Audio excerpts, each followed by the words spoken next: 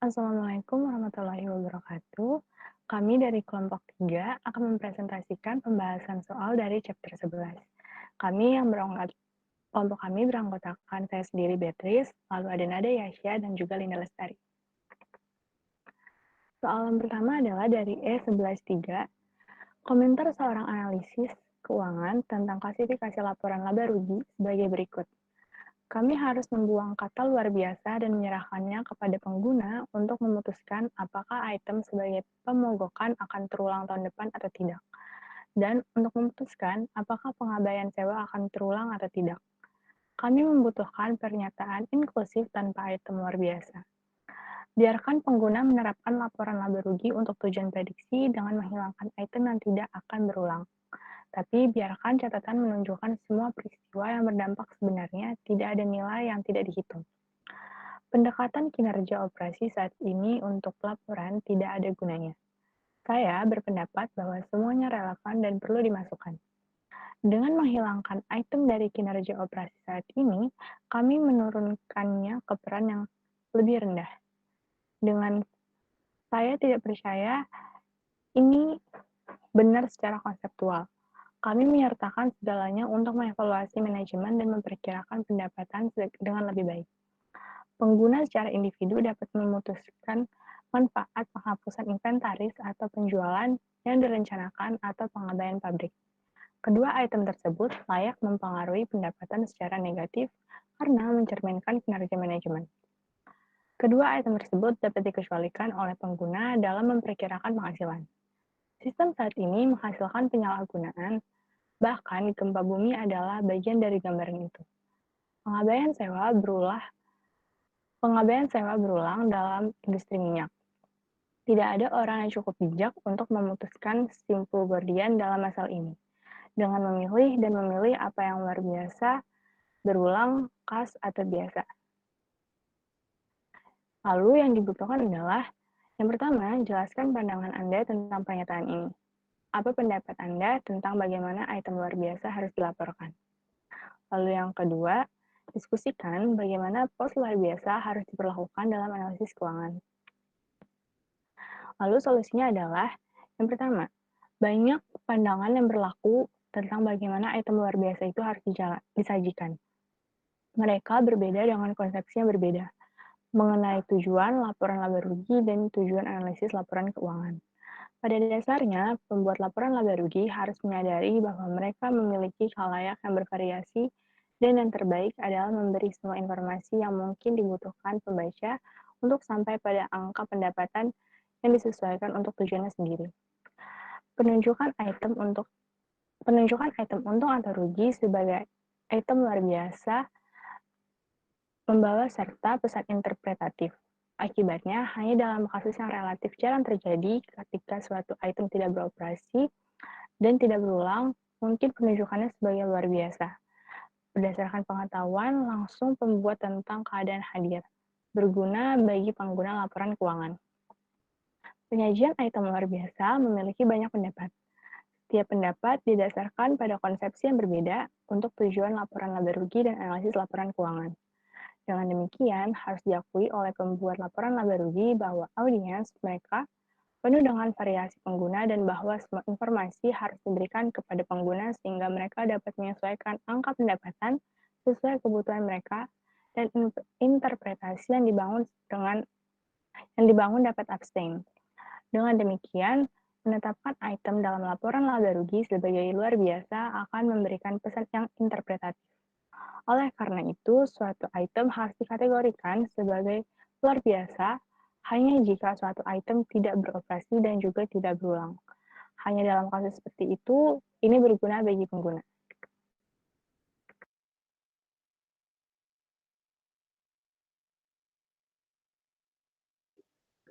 Lalu untuk yang pertanyaan yang B, yaitu jawabannya analisis harus menilai pentingnya item yang disajikan sebagai hal yang luar biasa, yaitu kemungkinan kekambuhannya dan kemungkinan bahwa item tersebut mewakili gejala kondisi operasi yang cenderung semakin lazim. Berdasarkan evaluasi tersebut, Dia dapat memutuskan bagaimana mempertimbangkannya dalam perhitungan pendapatan rata-rata rasio cakupan rata-rata, rasio pengembalian modal yang diinvestasikan. Analisis juga dapat menentukan dampaknya dalam evaluasi manajemen dan peramalan laba. Generalisasi atau klasifikasi yang terbentuk sebelumnya kurang berguna di area ini. Pentingnya pos luar biasa harus dinilai oleh analisis seperti probabilitas kekambuhan dan kemungkinan kekambuhannya, karena kondisi operasi yang diperkirakan akan terjadi lagi. Dengan demikian, mereka dapat mengambil keputusan tentang pertimbangan mereka dalam keuntungan rata-rata, rasio kecukupan rata-rata, rasio pengembalian modal yang diinvestasikan, dan perhitungan lainnya. Dampaknya pada evaluasi manajemen dan peramalan laba dapat untuk analisis. Di sini berguna untuk menggeneralisasi untuk mengklasifikasikan sebelumnya.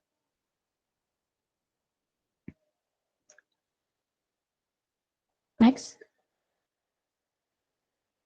Untuk yang problem 11.3 yaitu Aspero INC memiliki penjualan sekitar 500.000 per Aspero membutuhkan pinjaman jangka pendek sebesar 100.000.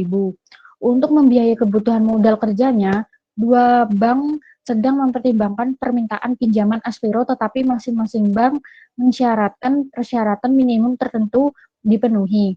Bank Amerika membutuhkan setidaknya margin kotor 25% dari penjualan, dan Bank Boston membutuhkan rasio lancar 2:1. Informasi berikut tersedia untuk Aspero untuk tahun pertama.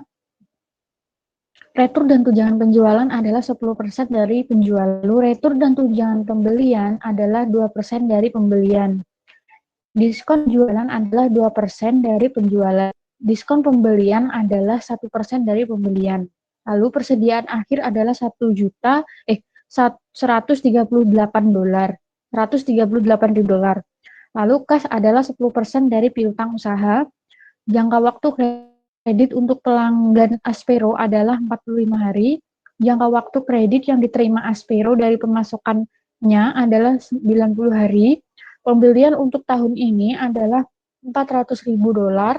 Lalu persediaan akhir 38% lebih besar dari persediaan awal. Dan yang terakhir, hutang adalah satu-satunya kewajiban saat ini. Lalu yang dibutuhkan menilai apakah Aspero memenuhi batasan kredit untuk pinjaman dari salah satu atau kedua bank. Tampilkan perhitungannya. Yang pertama, Aspero membutuhkan pinjaman jangka pendek sebesar 100.000 dolar untuk kebutuhan modal kerja. Dua bank melihat permintaan pinjaman A, tetapi dengan persyaratan minimum tertentu yang harus dipenuhi.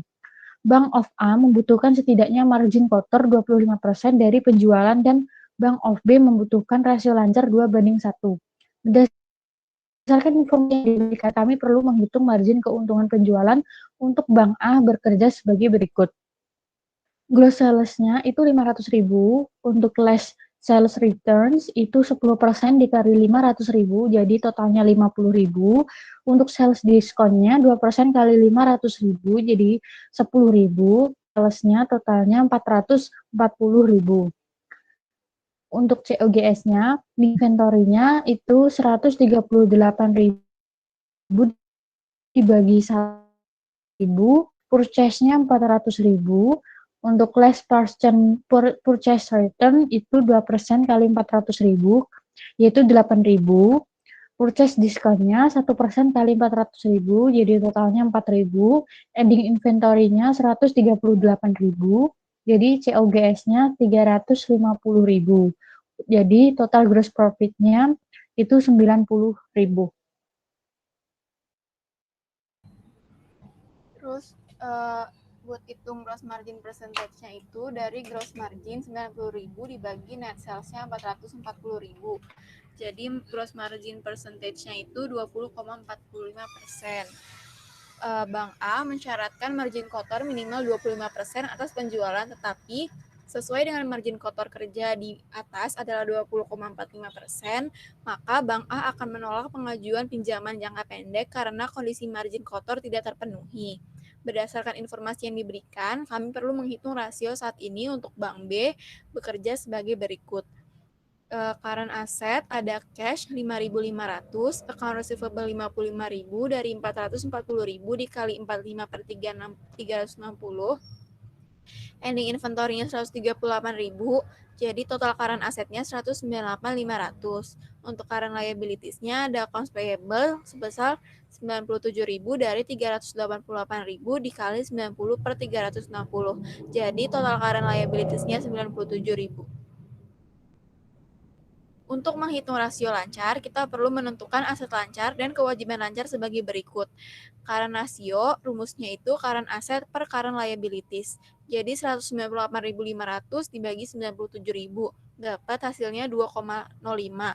Sesuai Aspero, di atas memenuhi persyaratan Bank of B bahwa rasio lancar harus 2:1 dan rasio lancar dari Aspero itu 2,05 dibanding 1 yang lebih dari persyaratan. Maka Bank B akan memberikan pinjaman jangka panjang ke Aspero. Sekian presentasi dari kami, kurang lebihnya mohon maaf. Wassalamualaikum warahmatullahi wabarakatuh. Terima kasih, Pak Sparta. Terima kasih, Sparta. Terima kasih, Pak.